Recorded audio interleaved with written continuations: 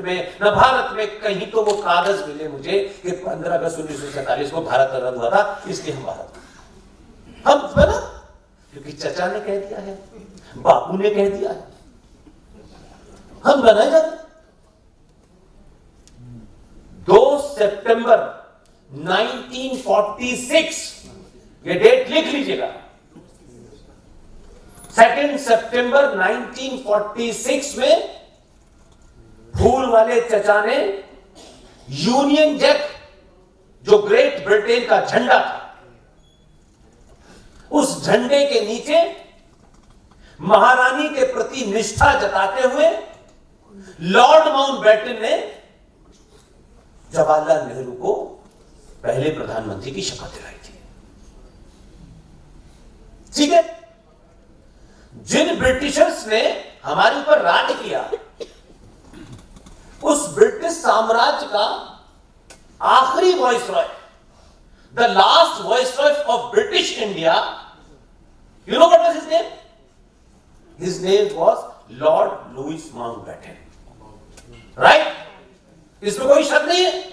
हम आजाद हुए, सुनिए जरा, हम 15 अगस्त 1947 को आजाद हुए। जो आदमी ब्रिटिश साम्राज्य का आखिरी वाइसरॉय था, वो भारत का पहला गवर्नर जनरल बना। हम आजाद हुए। ऐसी आजादी के बारे में क्या बताएंगे? कम से कम जिस मुल्क के बारे में हमारी अपनी एक धारणा है, उस मुल्क में 22-12 साल उस मुल्क के प्राइवेट टेलीविजन का मैं इंडिया हेड था। हम कितने अंदर से मरे हुए, थके हुए, हारे हुए लोग हैं।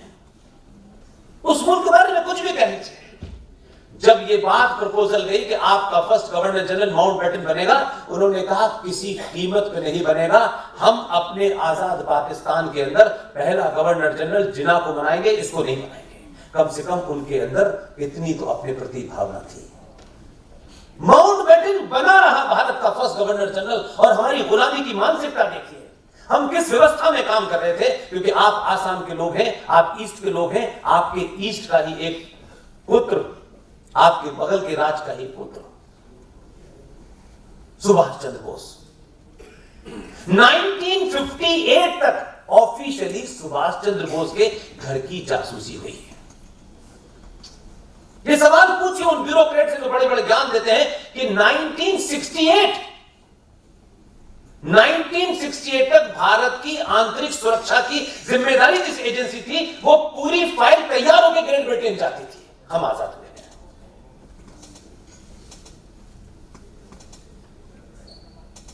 तो हम कहां खड़े भाई? जो लॉर्ड माउंटबेटन हमारा पहला गवर्नर जनरल बना, उसके बारे में एक और आपको खुलासा करता हूं। 79 आपको याद होगा, 1979 में आयरिश रिपब्लिकन आर्मी, आयरलैंड के अंदर एक ब्रिटेन के खिलाफ मूवमेंट चल रहा था। तो आयरिश रिपब्लिकन आर्मी वाले इंग्लैंड से नाराज थे। तो आयरलैंड के एक द्वीप में जनाब लॉर्ड माउंटबेटन साहब मछलियां पकड़ने के लिए गए थे। तो आयरिश रिपब्लिकन आर्मी ने उनकी नाव के नीचे बम लगा दिया था। बम ब्लास्ट हुआ, लॉर्ड माउंटबेटन के चिथड़े हो गए। I am talking about 1979। Can you believe that? हम आजाद थे। भारत की नेवी के 2 शिप उन्हें सलामी देने गए थे। हम आजाद हैं। और उसी 79 में भारत की भूमि का एक पुत्र, जो बिहार और उत्तर प्रदेश के बॉर्डर के पास सिताब दियारा नाम की एक छोटी सी जगह है, जिसने इंदिरा गांधी की तानाशाही के खिलाफ देश में एक मूवमेंट खड़ा किया। उस मूवमेंट को आप लोग जेपी आंदोलन के नाम से जानते हैं। जानते हैं? तथ्य देखिए, जेपी की भी मौत 79 में हुई। तो कुछ लोगों ने कहा कि जेपी को संसद में श्रद्धांजलि देनी चाहिए। उस वक्त भारतीय जनता पार्टी के बड़े बड़े दिग्गज थे, जो पहले दिन से पार्लियामेंट में थे। उन्होंने अच्छे बुरे सारे दिन देखे होंगे। ज्ञानी तो उनके आगे बहुत है, लेकिन उनकी चुप्पी पे मुझे सवाल खड़ा करना है। हमारे संस्कारों में एक चीज सिखाई गई है, बड़े का सम्मान करना चाहिए। इसमें मेरा कोई दूसरी राय नहीं है। लेकिन अगर बड़ा अपने सम्मान की आड़ में झूठ बोल रहा है तो उसको चौराहे पे एक्सपोज भी करना चाहिए, और सम्मान के साथ, शब्दों के हेर फेर के साथ नहीं करना चाहिए। इसलिए गांधी इस देश में इतने बड़े हैं कि उन पे सवाल उठा करोगे तो भाई साहब जेल हो जाएगी। लेकिन भगवान राम और सीता के ऊपर एक किताब में यह पढ़ाया जा रहा हो, दिल्ली विश्वविद्यालय 10 साल तक यह पढ़ाया गया, दिल्ली विश्वविद्यालय में जहां बड़े राष्ट्रवादियों का ठेका है भाई, उस बीए पास वन के कोर्स में यह पढ़ाया जा रहा था कि माता सीता का जन्म रावण की छींक से पैदा हुआ और माता सीता के राम के भाई लक्ष्मण से नाजायज संबंध थे। 10 साल तक पढ़ाया गया दिल्ली विश्वविद्यालय में 2013 तक। कहां गए थे राष्ट्रवादी जो दिन भर सुबह से शाम तक भाषण दे रहे हैं? कोई खड़े होकर के पब्लिक में बोलता तो बोले नहीं, क्योंकि आपने अपने बच्चे को बताया है तुम्हें क्या लेना देना, तुम्हें ऐसी बात तुम्हें क्यों पढ़ना, तुम अपनी डिग्री लो जाओ। वो गया, अब वो चला गया। अब आप उससे उम्मीद कर रहे हैं कि वो राष्ट्रीय चिंता करे, वो नहीं कर रहा, क्योंकि आपने सिखाई है कि अपने काम से काम रखो। वो अपने काम से काम रख रहा है, कोई बोला नहीं हमारे यहां। तो गांधी जी के बारे में बात नहीं कर सकते भाई, गांधी जी पे करो तो खुल के करनी चाहिए, उनके सम्मान पे करनी चाहिए। बल्कि गांधी जी 4 बार जी लगा देना चाहिए ताकि उनकी आत्मा को शांति रहे। इसलिए जेपी की जब मृत्यु हुई 79 में, तो आपको पता है क्या हुआ? उस वक्त पार्लियामेंट में कुछ लोगों ने कहा कि जेपी को श्रद्धांजलि देनी चाहिए। तो कुछ लोग खड़े हुए, उन्होंने कहा कि जेपी को कैसे दे सकते हैं, he is not member of parliament. तो ना तो अटल जी बोले और ना वो महाज्ञानी बोले जो आजकल 92 साल की उम्र में अपने घर में झंडा फहरा रहे हैं। ये सब वो स्टारवर्ड थे जिनसे हमें ये उम्मीद थी कि ये बात अपनी कहने में सख्त होंगे, वो नहीं बोले। जेपी को श्रद्धांजलि नहीं दी गई क्योंकि वो भारत की संसद के सदस्य नहीं थे। लेकिन मैं तो तब पैदा भी नहीं हुआ था, ये बात अटल जी को भी पता थी, अडवाणी को भी पता थी, ये जोशी जी को भी पता थी, ये बड़े बड़े जो ज्ञानी हमारे लोग थे। एक भी नहीं बोला कि मैं आपको एक वो फैक्ट बताता हूं जो आपको पता नहीं होगा। 1961 में हमारे फूल वाले चचा की रिश्तेदार मोहतरमा श्रीमती एडविना माउंटबेटन इंडोनेशिया के किसी टापू पे छुट्टियां बिता रही थी, उनकी वहां मृत्यु हो गई। जरा आप देखो तो हम कैसे, किस तरह के लोग हमारे बारे में हंस, जो दुनिया हमारा मजाक उड़ाती है, उड़ाना चाहिए, हम हैं भी डिजर्व करते। उनकी मृत्यु हो गई, यह खबर हिंदुस्तान पहुंची। नेहरू जी ने भारत की संसद में एडविना माउंटबेटन को श्रद्धांजलि दी। हम ये हैं, हम वहां से निकले हैं, इसलिए कोई दूसरा दोषी नहीं है। अब क्योंकि बदलाव हो रहा है, थोड़ा थोड़ा हो रहा है, धीरे धीरे हो रहा है, तो हम इतनी जल्दी में हैं कि हम एक रात में सब बदल देना चाहते हैं। जिस दिन सनातनी हिंदू समाज अपनी सामूहिक शक्ति का सड़कों पे प्रदर्शन करेगा, मेरा दावा है सरकार आपकी चौखट पे नाक रगड़ेगी। एक बार करके तो देखिए। आपके बल के कारण 14 पैदा हुआ और 14 में 283 सीटें थी, तब बहुत मेजॉरिटी आसपास थी। मैं 22 साल उस दिल्ली में देख चुका हूं, इसलिए मुझे चीजों का अंदाजा है। जिस दिन आपने यह भरोसा किया कि 283 से हम 303 कर देते हैं और अगर कोई कमी बेशी है तो चिंता मत करना, तब आपने सत्ता को मैसेज दिया कि हमने नौकरी के लिए, आटे के लिए, चावल के लिए वोट नहीं दिया है। और सत्ता में बैठने वालों को यह एहसास हो गया कि समाज ने दोबारा पहली बार मुझ पे भरोसा किया है, तो उसने उस भरोसे को जीतने के लिए वो तमाम कार्य किए जो सार्वजनिक जीवन में आपको पता नहीं है। और जब आपको पता चलेगा तो आपके अंदर इस बात की गर्व की अनुभूति होगी कि कम से कम हम कुछ भी हैं, ये हैं, वो हैं, गरीब हैं, अमीर हैं, ब्राह्मण हैं, ठाकुर हैं, लेकिन अगर हम एक काम, सिर्फ एक काम ये सोच के करने कि ये हमको करना ही है, बस इसमें हमें कुछ दूसरी चीज नहीं सोचनी, तो मैं कहता हूं कि कैसे सत्ता पे बैठने वालों का आपका जो दबाव है वो कितना जबरदस्त काम करता है, इसकी एक ही मिसाल देता हूं। कई बार बोल चुका हूं, लेकिन आसाम में पहली बार बोल रहा हूं ताकि आपको जरूर बताऊं। सबसे कंट्रोवर्शियल आर्टिकल 370 और आर्टिकल 35 है, इस पर खूब चर्चा हुई। लेकिन 2019 में जब आपने 303 सीटें दी तो उनको मालूम था कि उन्होंने, ये जो लोगों ने मुझे सीटें दी है, ये सड़क बनाने के लिए नहीं दी है, ये सनातनी सड़क वड़क नहीं चाहता।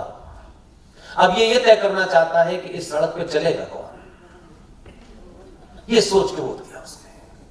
तो उस आदमी के उस एजेंडे को समझिए जो सार्वजनिक मंचों पे लोग नहीं बोलते, और सरकार तो बिल्कुल नहीं बोल सकती और नहीं बोलना चाहिए। उस कंट्रोवर्शियल बिल को पास करने के लिए राज्यसभा में भी आपका बहुमत होना था कि नहीं होना था, लेकिन बहुमत नहीं था।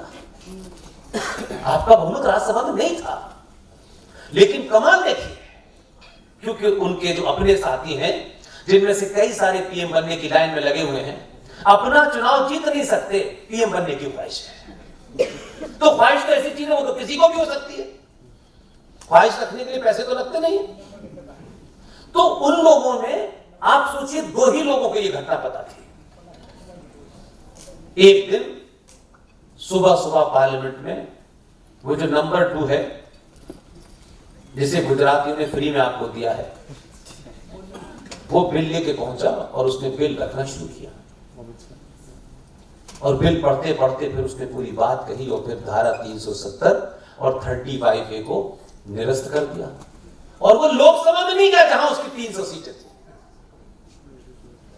ये पहला केस है भारतीय संसदीय इतिहास में कि रूलिंग पार्टी का जिस सदन में बहुमत नहीं है, इतने कलाकार हैं, क्योंकि उन दोनों को पता था कि सनातनियों ने 300 सीटें मुझे कानून और नुक्ता और डॉट, इसमें ये नहीं, ये क्लॉज नहीं था, ये मत समझाना।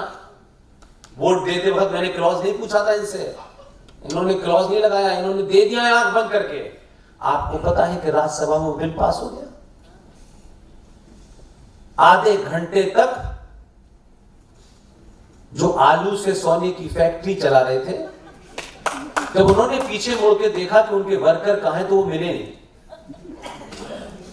अब हमारे देश में बवाल मच गया कि देखिए साहब, ये दोनों गुजराती अब मूर्ख बनाएंगे। हमारे यहां जो सनातनी हिंदू की प्रतिक्रिया बता रहा हूं मैं, उसने कहा देखिए साहब, ये तो खेल कर दिया इन्होंने। अब ये कहेंगे कि साहब देखिए, यहां तो हमारा बहुमत नहीं है, यहां तो गिर जाएगा। जब पास हो गया तो 1 घंटे तक देश में सन्नाटा, क्योंकि उसको मालूम था कि लोकसभा के अंदर तो 303 सीटें, वहां तो पास हो ही जाएगा। शाम को जाके पता चला, और किसी को बताया नहीं। 22 साल की पत्रकारिता की वजह से तार तो जुड़े हुए हैं ना मेरे भी कहीं। तब ये पता चला, आपके दबाव ने नंबर 2 को इस बात की ताकत दी कि चाहे कुछ भी हो जाए, इस सदन की परंपराओं को ध्यान में रख के कोई गलत काम नहीं करना है, परंपराओं का निर्वाह करते हुए करना है। नंबर 2 नंबर 1 वाले से ज्यादा खतरनाक है। 3 महीने पहले उसने सर्वदलीय मीटिंग बुलाई और यह कहा कि देखिए, भारत की संसद की परंपरा के अनुसार हमारे देश में समय समय पर नए नए एमपी आते हैं।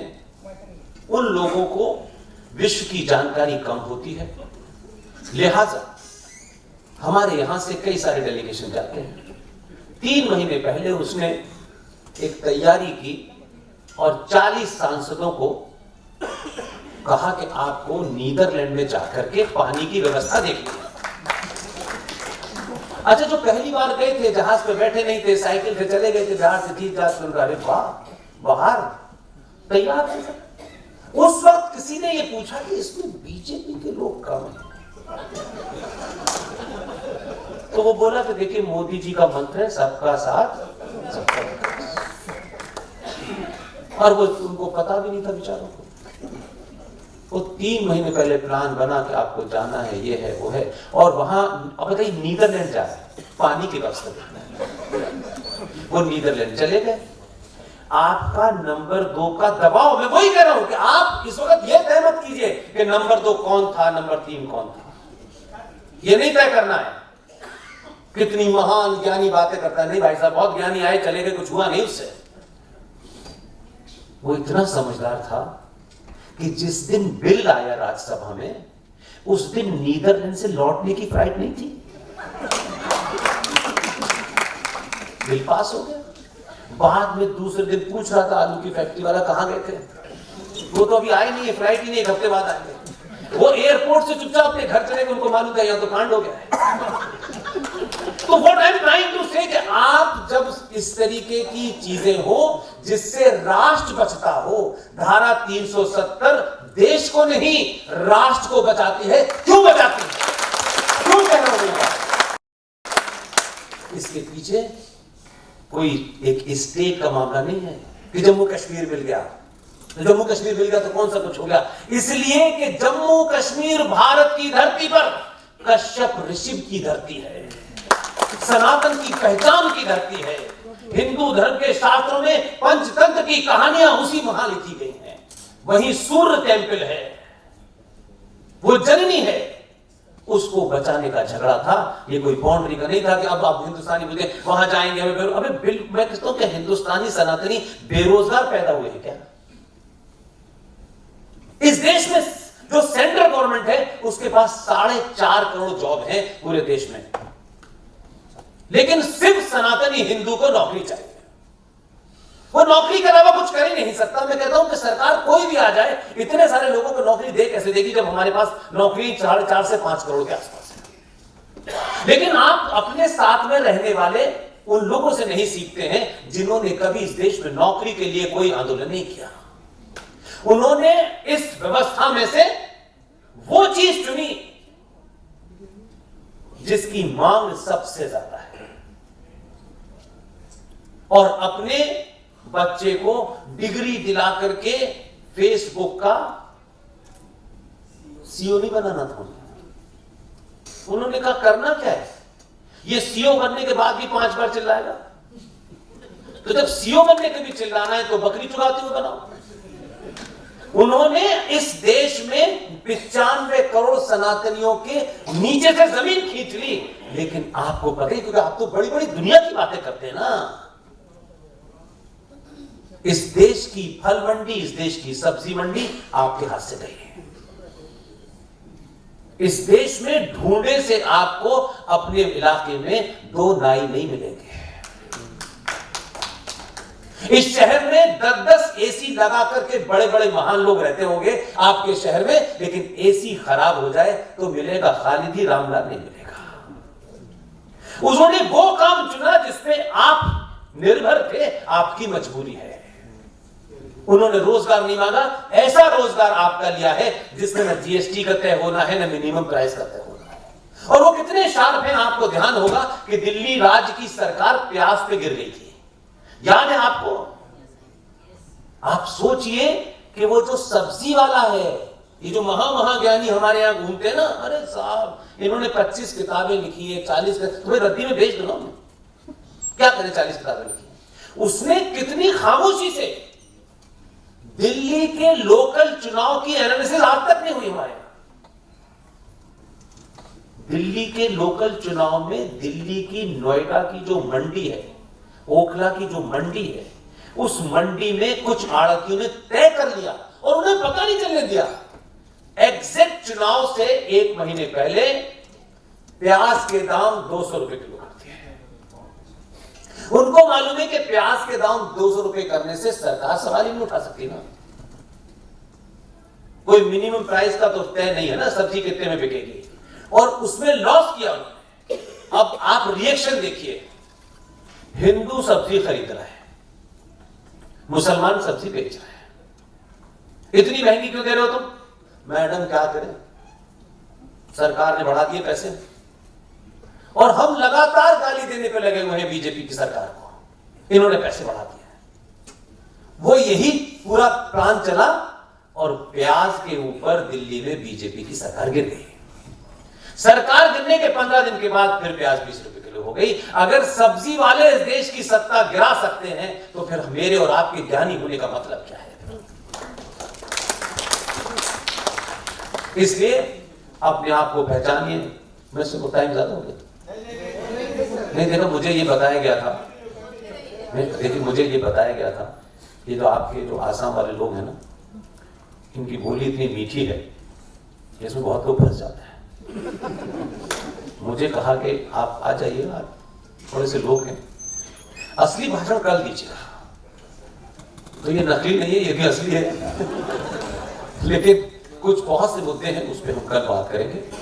मेरी फिर आपसे एक विनती है, आप धनाढ़ हैं, आप बड़े वकील हैं, आप बड़े आदमी हैं, आप पे 10 गाड़ियां हैं, आप 5 गाड़ियां हैं, आप अपने पड़ोसी का हाथ पकड़ लीजिए। पड़ोसी शर्मा जी हैं या दलित है या वो बैकवर्ड है, इसकी चिंता मत कीजिए। जो पीछे रह गया है उसका चुपचाप से हाथ पकड़ लीजिए। और जो योद्धा आपके लड़ रहे हैं, आप अपनी भूमिका तय करें और किसी से पूछे नहीं। मैं ये नहीं करना चाहता, मैं सिर्फ इतना ही कह रहा हूं कि इस युद्ध में सिर्फ विष्णु शंकर जैन और यही 10-20 लोग नहीं हैं। इस युद्ध के अंदर 2 और साथी हैं, जो जेएनयू का प्रोफेसर है, साइंस का प्रोफेसर है, टेलीविजन पे बैठ करके इस्लाम के कुरान के पेज नंबर 420 पे 421 पे कौन सा सूरा और कौन सा कलमा लिखा हुआ है सब पढ़ा रहा है। और एक दूसरा शख्स आईआईटी खड़गपुर का टॉपर, हमारे घर में कोई आईआईटी में आ जाता है तो 3 दिन तक माँ बाप खाना नहीं खाते खुशी के मारे। लेकिन ये दौर में अजब दौर देख रहा हूं कि हम जब नौकरी लेने के लिए सरकारें गिरा रहे हैं, एक आईआईटी खड़गपुर का टॉपर एक बेहतरीन कैरियर बना सकता था, उसने सब कुछ छोड़ दिया और आज हिंदुस्तान के सुप्रीम कोर्ट में मंदिरों पर करोड़ों करोड़ों रुपया जो आप अपने आस्था से दान देने जाते हैं, वो सवाल पूछ रहा है देश की सरकारों से कि मेरी आस्था के चढ़ाए हुए मंदिर के पैसे को सरकार किस हैसियत में ले जाती है, जबकि वो न मजारों से लेती है, न गुरुद्वारों से लेती है, न चर्चों से लेती है। ये लड़ाई साईं दीपक लड़ रहा है। इसलिए बहुत सारे लोग ने अपनी भूमिका इस दौर में तय कर ली है। आप अपने घर जाइएगा, खूब देर तक सोचिएगा, आप किसी भावनाओं में मत भइएगा। आप ये सोचिएगा कि मेरा जन्म हुआ क्यों है। खाना खाना, गाड़ी लेना, एक दिन मर जाना, एक दिन बहन का रेप हो जाना, एक दिन मेरे माँ बाप को मार करके इसको कोई समाप्त कर देना, या यहां से मेरा घर लुट गया तो मैं दिल्ली चला जाऊंगा, दिल्ली से लुटेगा तो मैं वहां चला जाऊंगा। भागते रहना है। भागने वाले आदमी के लिए अंत नहीं होता, वो भागता रहता है। जो लोग पैर जमा के खड़े हो जाते हैं, दुश्मन वहीं रुक जाता है। इसलिए आप सिर्फ ये ढूंढिएगा कि इतने लंबे 700 साल के बाद आपका प्रधानमंत्री दिल्ली में खड़े होकर के कम से कम आसाम के हीरो के बारे में बोलता है और खुल्लम खुल्ला कहता है 700 साल आक्रांताओं, मुगलों, तलवार के जोर पर। यह शब्द किसी प्रधानमंत्री के मुंह से नहीं सुने थे, बल्कि एक बहुत पढ़े लिखे महाज्ञानी, बहुत डिग्रियां।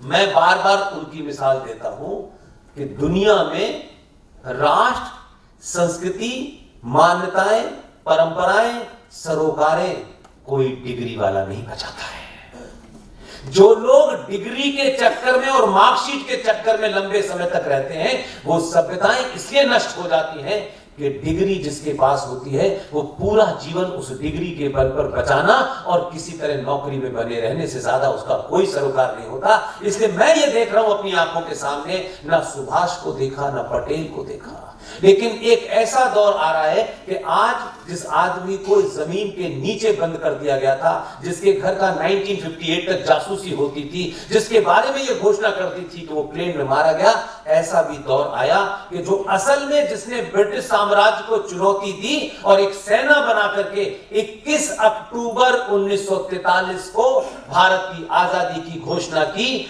दुनिया में प्रधानमंत्री पद के लिए अपने आप को घोषित किया और 11 राष्ट्रों ने इंक्लूडिंग यूएसएसआर ने उसे मान्यता दी। हमने उस हीरो को पहला प्रधानमंत्री नहीं माना, एक ऐसे आदमी को माना जो अपनी ही पार्टी का 27 सितंबर को, अप्रैल को, अपनी पार्टी का जो आदमी अध्यक्ष नहीं बन पाया, 14 वोट पड़े, उन 14 वोट में से 2 इनवैलिड हो गए, 12 वोट पटेल को मिले। जो आदमी अपनी पार्टी का अध्यक्ष नहीं बन पाया वो देश का पहला प्रधानमंत्री बन गया।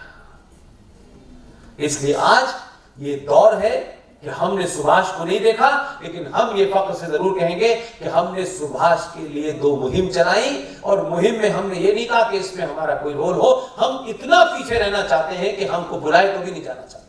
हमने अपने दौर में इंडिया गेट के ऊपर जिस ब्रिटिश साम्राज्य के स्थापित आदमी जॉर्ज पंजम की मूर्ति लगी हुई थी, 68 में उसे हटा दिया गया था। उस जॉर्ज पंजम की मूर्ति की जगह जो भारतीय सत्ता, राष्ट्रपति और लोकसभा, राज्यसभा के सामने सबसे ऊंची कद की जगह जो थी, वहां हमने 28 फीट आंध्र प्रदेश के एक पहाड़ से, पहाड़ी को काट करके ग्रेनाइट से बनाई हुई 28 फीट काले ग्रेनाइट की मूर्ति सुभाष चंद्र बोस की इंडिया गेट पे लगी। हमने अपना ये रोल किसी नाम लिखाने, किसी पद लेने, किसी पार्टी के ऑफिस, किसी एमएलए, किसी टचपूंजे टाइप की पोस्ट लेने के लिए नहीं किया। हम ये कहने में हमें फख्र है कि हम नहीं भी रहेंगे तो सुभाष को जो लोग इंडिया गेट पे देखेंगे वो फूल वाले चचा को भूल जाएंगे। अपनी भूमिका तय करिए बिना डर के, और बेटियों से और बहनों से और माओ से एक बात कह के अपनी बात समाप्त, क्योंकि बार बार मेरी बात मुझे कहना पड़ता है, क्योंकि जब भी किसी जगह बोलने जाता हूं उससे पहले ही कोई कभी श्रद्धा हो जाती है, कहीं अंकिता हो जाती है। ये 3 मिनट का